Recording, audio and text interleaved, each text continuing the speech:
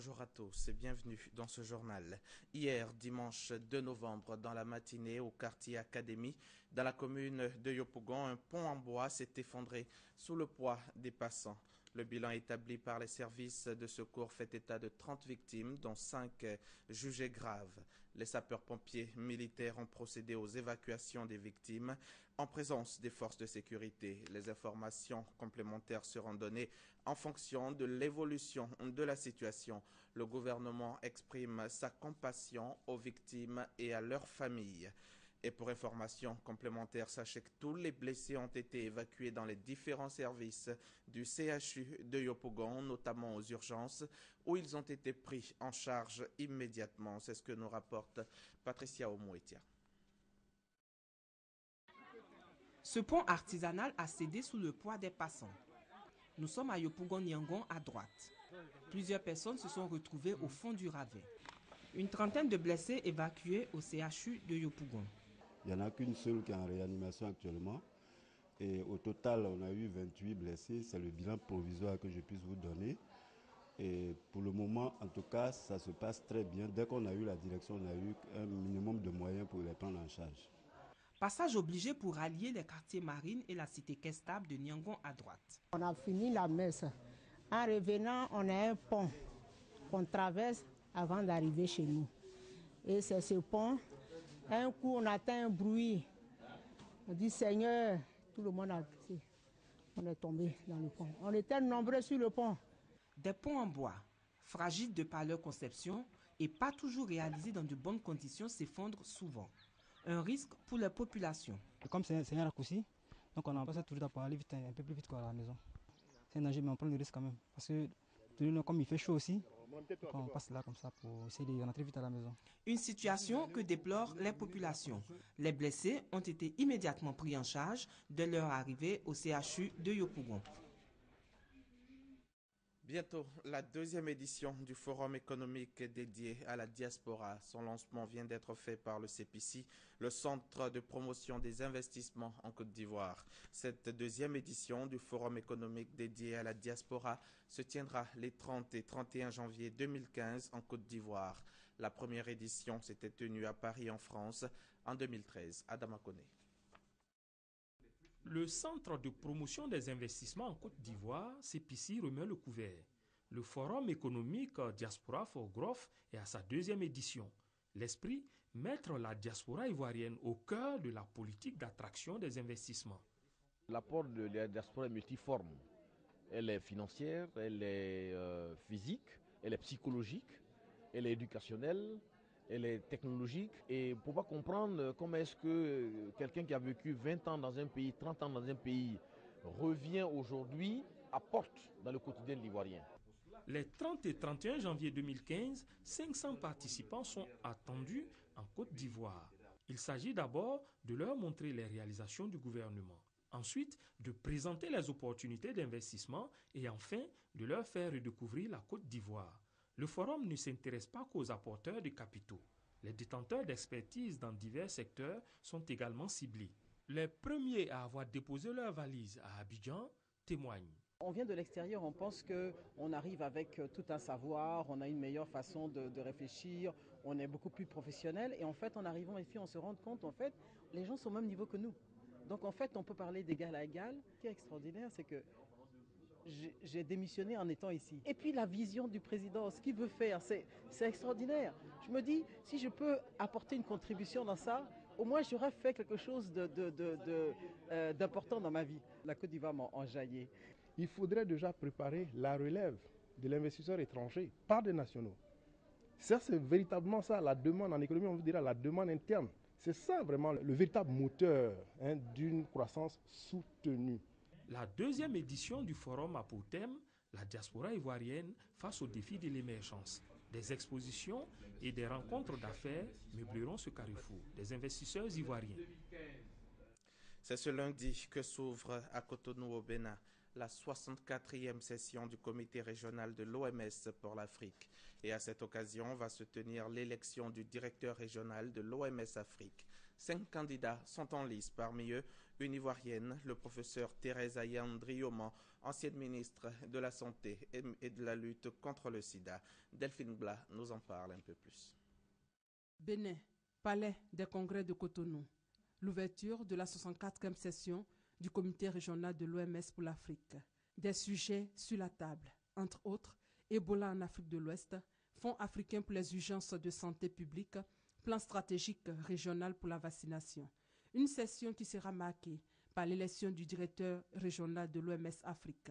Thérèse Ayandrioman, candidate de la Côte d'Ivoire, sera opposée à 3 autres dames du Botswana, du Mali, du Bénin et à un homme de la République démocratique du Congo. Les critères à remplir pour tout candidat: parfaite connaissance et sincère adhésion à la mission de l'OMS, aptitude reconnue à diriger, aptitude reconnue à gérer, aptitude médicale et qualifications professionnelles et compétences techniques. La candidate ivoirienne, qui totalise 30 ans d'expérience, réunit toutes ces conditions. La première disposition requise par l'OMS pour postuler, c'est d'être docteur d'État en médecine. Donc, je suis bien docteur d'État en médecine depuis 1983 et en plus de cela, j'ai eu donc une bonne formation académique puisque je suis professeur titulaire d'hépato-gastro-entérologie. Et j'ai donc beaucoup d'expérience également en santé publique. Je suis allé sur le terrain pour mener des actions de médecine de proximité par rapport à la sensibilisation sur des grandes maladies comme l'hépatite virale, le VIH-Sida, les maladies digestives. Et puis, j'ai occupé de hautes fonctions. Une fois élue, celles qui bénéficient du soutien du président Alassane Ouattara et du gouvernement ivoirien comptent apporter beaucoup aux Africains. Apporter quelque chose dans la bonne gouvernance. Et ça c'est important. Cette gouvernance devrait être basée sur la redevabilité, c'est-à-dire rendre compte de ce que nous faisons, ce qui nous ferait gagner de la confiance et augmenter également les investissements dans la santé.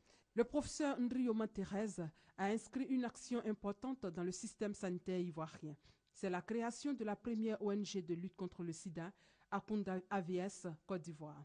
Celle qui a placé la santé au cœur de l'émergence de l'Afrique s'engage une fois à la tête de l'OMS Afrique à remodeler le visage sanitaire de l'Afrique.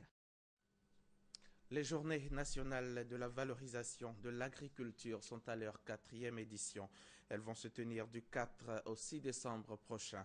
L'édition 2014 va mettre un accent sur la croissance démographique et les défis de la sécurité alimentaire. C'est ce que nous dit Patricia Omouetia. La ville de Bondoukou abritera bientôt les journées nationales de valorisation de l'agriculture, des ressources animales et halieutiques de Côte d'Ivoire.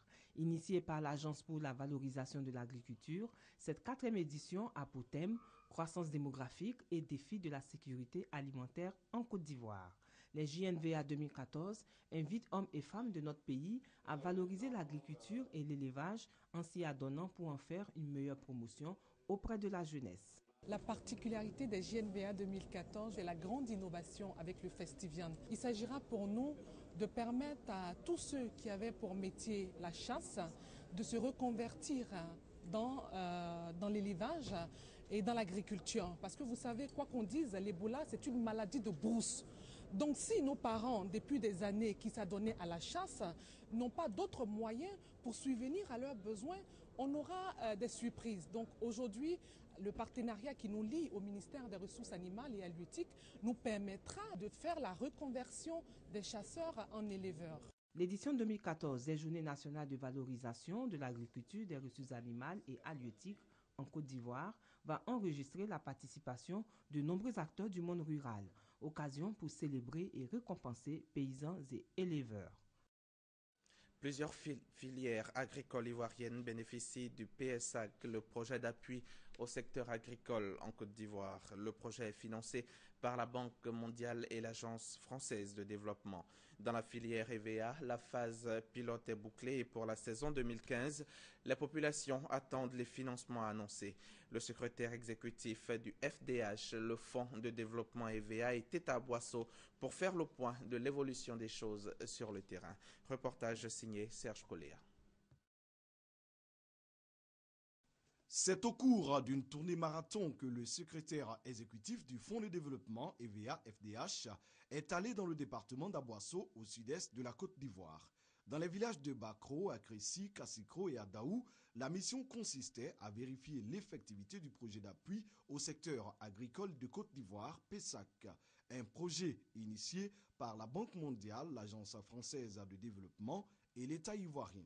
Nous sommes venus constater que cette opération pilote a pris et les populations sont très motivées. Elles sont prêtes à poursuivre dans leur élan au cours de l'année 2015. Maintenant, il s'agit pour nous, les administratifs, de nous organiser pour prendre toutes les dispositions en notre pouvoir, de sorte à mettre à leur disposition tous les intrants, tous les matériels que nous promettons dans le cadre de ce projet. Et en cela, j'invite toutes les parties prenantes à jouer leur partition, à savoir les bailleurs de fonds, à savoir l'État de Côte d'Ivoire et nous-mêmes à Promac. Ce projet a permis dans sa phase pilote la création de 300 hectares d'EVA, dont 70 à Aboisseau au profit de personnes démunies et surtout des femmes. En attendant l'intervention imminente des bailleurs de fonds pour la mise en œuvre du PESAC EVA à grande échelle, sur le terrain, les populations s'activent et espèrent. En bref et en images, hier, vous le savez, nous étions dimanche 2 novembre et cette journée était consacrée aux morts. Une journée au cours de laquelle les familles ont eu une pensée pieuse pour leurs défunts parents. Les cimetières ont été pris d'assaut pour l'occasion. Je rappelle que la fête des morts est le jour suivant la fête de Toussaint. Et à l'occasion de cette journée de souvenirs et d'hommage aux morts, la chapelle Sacré-Cœur de Ravière a été consacrée par le nonce apostolique Joseph Spiteri. Les fidèles catholiques ont été invités à prier pour la consolidation de la paix en Côte d'Ivoire. Au sommet de ce rocher, en pleine savane baoulée dans la région Ouban-Nzipri, la chapelle Sacré-Cœur au-dessus de la grotte Notre-Dame de la Divine Miséricorde. Lieu de haute spiritualité, de foi et de charité.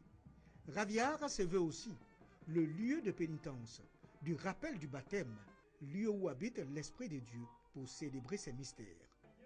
Pour le nonce apostolique, ce lieu de rassemblement de l'Église vivante est pour la prière afin de la consolidation d'un climat de paix en Côte d'Ivoire. Je dirais le cœur de la Côte d'Ivoire, non? Alors c'est un signe d'unité, que les pays puissent vivre dans la paix.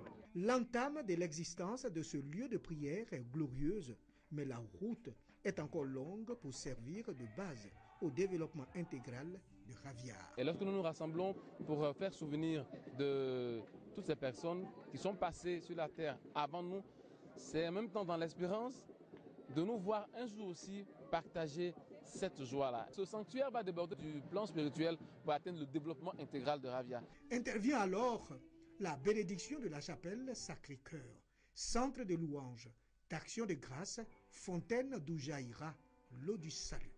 Pour le ministre d'État auprès du président de la République, Marie doit servir d'appui pour arriver à Jésus-Christ. C'est permettre aux chrétiens de s'élever, aller toujours vers Jésus, s'élever dans tout ce qu'ils font chaque jour, regarder le Christ que Dieu nous a envoyé pour pouvoir nous aimer. Arriver à Jésus-Christ afin de décharger tous ceux qui souffrent de tout fardeau. En ce jour de la commémoration des défunts, il est également enseigné la manière de marcher pour rencontrer Dieu. Religion toujours, pour parler cette fois de la fête de la moisson qui a eu lieu hier à la paroisse Saint-Uriel de l'église du christianisme céleste. Cette 34e édition a été célébrée autour du thème « Donne à Dieu de bon cœur pour qu'il te bénisse ». Félix Amani, à Boussanogo. Saint-Uriel, église du christianisme céleste, paroisse de Marcory. Il y a fête ce dimanche 2 novembre. Louange et célébration à l'Éternel en cette 34e édition de la fête de la moisson de l'Église. Par ces offrandes, le peuple entend attirer la grâce et la bénédiction de Dieu. Nous avons dit à Dieu, transforme-nous. 34, c'est pas un. Et fais-nous renaître à nouveau. Si toi, Dieu, tu es content de nous, nous allons être bénis. Donc, nous avons dit comme thème de la fête, donne à Dieu de bon cœur pour qu'ils puissent être bénis. Cette 34e édition de la fête des moissons a été marquée également par une vente aux enchères d'objets consacrés. En ce qui concerne les ventes, on table sur essentiellement 5 objets. Il y a d'abord la bougie, ensuite il y a l'eau, il y a le sel, il y a le miel et puis les fruits. Les fonds recueillis pendant cette vente aux enchères représentent la reconnaissance des fidèles à Dieu. Ils permettront de financer les grands travaux de l'Église. Le projet, c'est de continuer le travail que notre équipe a commencé. Et juste après la fête, nous devons construire des toilettes et une cuisine digne de ce nom. Et après, nous avons un grand projet de construction de R+4. Selon le monstre supérieur seigneur évangéliste Kofi Jean-Louis,